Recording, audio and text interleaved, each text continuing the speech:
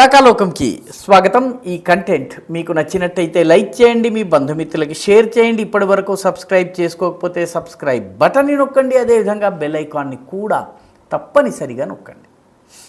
మిత్రులారా, Europe, America, Canada వంటి దేశాలు ఒక జనాభా బాంబు మీద కూర్చున్నాయి. జనాభా బాంబు అంటే అక్కడ జనాభా విస్ఫోటనం జరుగుతుందని కాదు, అక్కడ జనాభా తగ్గిపోతోంది. ఈ జనాభా తగ్గటం వల్ల అక్కడ పనులు చేసేందుకు, కూలీనాలి చేసేందుకు, చిన్న చిన్న ఉద్యోగాలు చేసేందుకు పేద దేశాల నుంచి జనం వస్తున్నారు. దీనివల్ల వచ్చేటటువంటి సమస్య అంటే జనాభా అసమతౌల్యం ఏర్పడుతోంది. ఈ జనాభా అసమతౌల్యం అనేటటువంటి బాంబు మీద ఈరోజు అమెరికా, కెనడా, యూరప్ దేశాలు, Spain, Italy, Sweden, France, Belgium, Germany ఇవన్నీ కూర్చుని ఉన్నాయి. జనాభా శాస్త్రాన్ని, పాపులేషన్ స్టడీస్ చేసేటటువంటి నిపుణులు చెప్పేది ఏంటంటే ఈ జనాభా అసమతౌల్యం రానున్న రోజుల్లో మత ఘర్షణలకు కూడా దారితీయవచ్చు. ఎందుకంటే యూరప్లో ప్రధానమైనటువంటి మతమైనటువంటి క్రైస్తవానికి పేద దేశాల నుంచి వచ్చినటువంటి ఇస్లాంకి మధ్య నాగరికతల సంఘర్షణ జరగవచ్చును.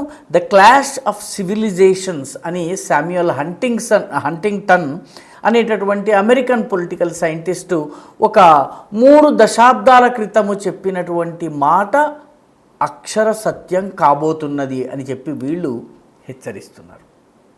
సమస్య ఏంటి?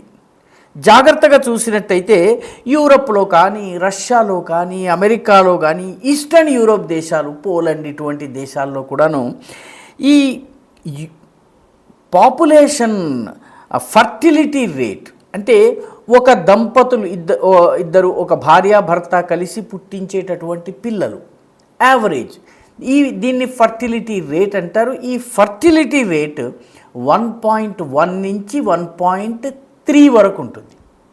అంటే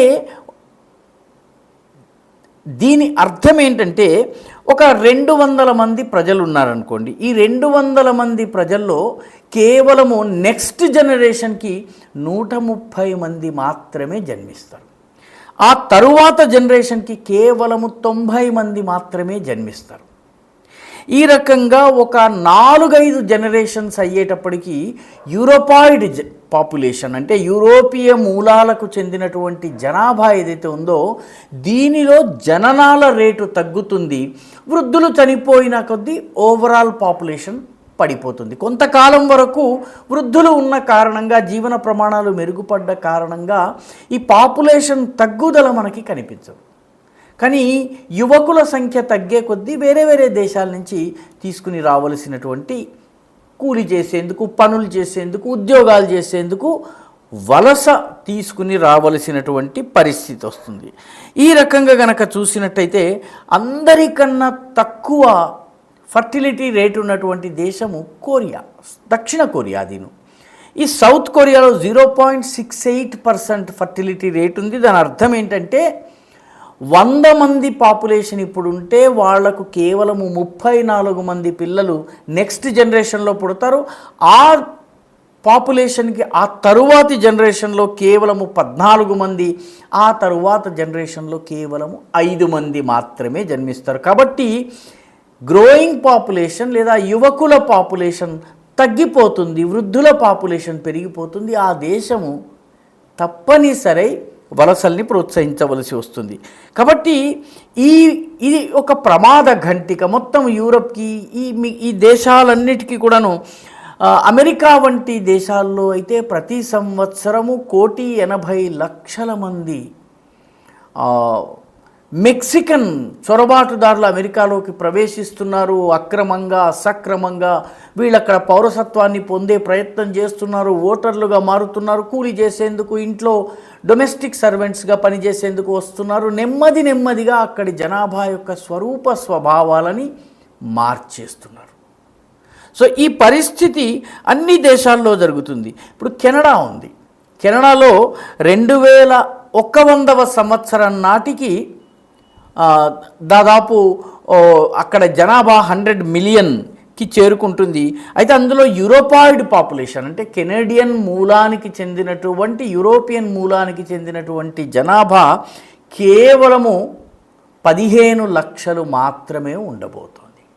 అంటే 1.5 మిలియన్ మాత్రమే ఉండబోతోంది. ఈ ఇమిగ్రెంట్స్ ఎక్కడి నుంచి వస్తున్నారు? అరబ్ దేశాల నుంచి వస్తున్నారు, ఆఫ్రికన్ దేశాల నుంచి వస్తున్నారు, ఏషియన్ కంట్రీస్ బంగ్లాదేశ్, పాకిస్తాన్, ఆఫ్ఘనిస్తాన్ ఇటువంటి దేశాల నుంచి ప్రధానంగా వస్తున్నారు. వీళ్ళు మతపరంగా వేరే భావాలను కలిగి ఉన్నటువంటి వాళ్ళు. వీళ్ళు అంత తొందరగా అక్కడ ఉన్నటువంటి స్థానిక సంస్కృతిని, అక్కడి సమాజాన్ని స్వీకరించేవాళ్ళు కాదు. అంతేకాదు ఆ స్థానిక సంస్కృతిని వీళ్ళు ద్వేషిస్తారు. ఇది నిజంగా చాలా అసభ్య సంస్కృతి అని, దీనిలో అసలు ఈ సంస్కృతి నుంచి మనం నేర్చుకోవలసింది ఏమీ లేదన్నటువంటి ఒక జుగుప్సా భావం వీళ్ళలో ఉంటుంది. కాబట్టి రానున్న రోజుల్లో నాగరికతల సంఘర్షణ జరుగుతుంది. మరొక 20 సంవత్సరాల్లో స్వీడన్లో ముస్లిం జనాభా 30%కి చేరుకుంటుంది. జర్మనీ, ఫ్రాన్స్, యూకేలలో 20%కి చేరుకుంటుంది. సో ఇప్పటికే ఈ ప్రమాదం తాలూకు సూచనలు యూరప్ అనుభవిస్తోంది, కనిపిస్తున్నాయి. యూరప్కి ఏం చేయాలో తెలియనటువంటి పరిస్థితి ఉంది. లండన్ పట్టణాన్నే కనుక మనం తీసుకుంటే ఈరోజు లండన్లో బ్రిటిష్ మూలానికి చెందినటువంటి జనాభా లండన్ నగరంలో కేవలము 34% మాత్రమే. మిగతా యూరోపియా దేశాల నుంచి లండన్కి వలస వచ్చిన వాళ్ళు ఒక 16% ఉన్న కారణంగా ప్రస్తుతము యూరోపాయిడ్ పాపులేషన్ అంటే యూరోపియన్ మూలానికి చెందినటువంటి పాపులేషన్, బ్రిటిష్ ప్లస్ యూరోపియన్ మూలానికి చెందిన వాళ్ళు కలిపి ఒక 55-60% వరకు కనిపిస్తున్నారు. లేకపోతే ఈ విదేశాల నుంచి వచ్చిన యూరోపాయిడ్ పాపులేషన్ని తీస్తే లండన్లో ఈరోజు బ్రిటిష్ మూలానికి చెందిన ప్రజలు మైనారిటీలు. అందుకే లండన్ మేయర్ సాదిక్ ఖాన్ అయ్యారు.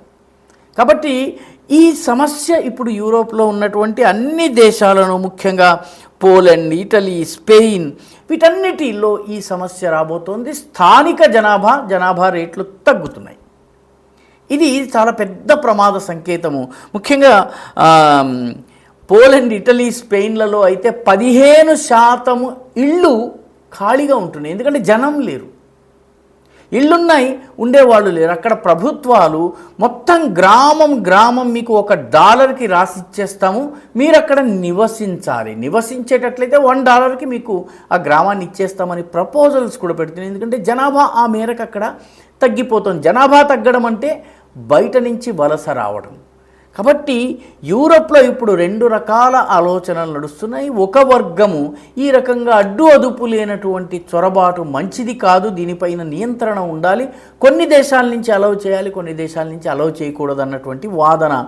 ఇవంతా కూడాను రైట్ వింగ్, జాతీయతావాదము, దేశభక్తి వీటి గురించి మాట్లాడేటటువంటి స్థానిక సంస్కృతి, కాన్జర్వేటివ్ ఆలోచన విధానము ఉన్నటువంటి వాళ్ళ ఆ వాదన ఇది.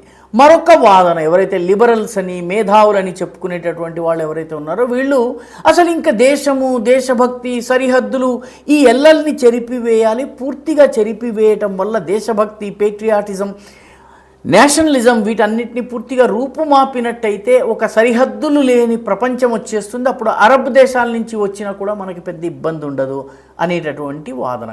ఈ వాదన యూరోప్లో, అమెరికాలో ఉన్నటువంటి డీప్ స్టేట్ చేస్తోంది. అందుకే వాళ్లకు ట్రంప్ గిట్టడు, అందుకే వాళ్లకు నరేంద్ర మోదీ లేదా బీజేపీ అంటే వాళ్లకు ఒక రకమైనటువంటి ద్వేషం. ఎందుకంటే దేశము, దేశభక్తి, దేశ సరిహద్దులు, దేశ రక్షణ, దేశం యొక్క ప్రయోజనాల్ని కాపాడాలి, దేశంలోని సంస్కృతిని కాపాడాలన్నటువంటి భాష మాట్లాడతారు. కాబట్టి మోదీని వాళ్ళు వ్యతిరేకిస్తున్నారు. కాబట్టి రానున్న రోజుల్లో యూరోప్లో ఒక పెద్ద భయంకరమైనటువంటి జనాభాపరమైన సమస్య రాబోతుంది. యూరప్ కావచ్చు, అమెరికా కావచ్చు, కెనడా కావచ్చు, ఈ దేశాలన్నిట్లలోనూ ప్రస్తుతానికి భారతదేశంలో 2.1 ఫర్టిలిటీ రేట్ ఉంది. ఒక 20-25 సంవత్సరాల వరకు భారతదేశానికి తక్షణ ప్రమాదము ఉండకపోవచ్చును అని పాపులేషన్ నిపుణులు హెచ్చరిస్తున్నారు. ఈ వీడియో మీకు నచ్చినట్టయితే లైక్ చేయండి, షేర్ చేయండి, ఈ ఛానల్కు సబ్స్క్రైబ్ చేయండి. మీ అభిప్రాయాన్ని కమెంట్ల రూపంలో తప్పనిసరిగా పంపించండి.